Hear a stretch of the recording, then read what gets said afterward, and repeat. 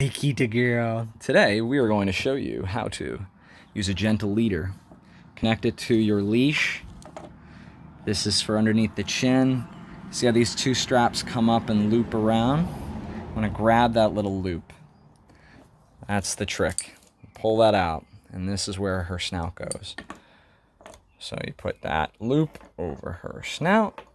And she's very chill about this because she knows what this means. And then this strap and this strap come up over around her head. See? So you can see underneath here, that's where the loop was, goes around her snout. And then the arms go around the back of her head.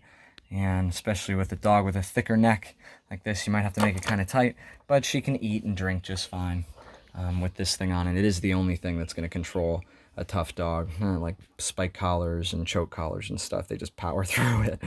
But this just turns their head and gently leads them where you want to go. You just keep the leash kind of close to them. You don't let them pull out in front of you, and don't yank. You really don't have to yank. Just kind of nicely guide. Where are we going? Want to go for a walk? We going for a walk? Yeah!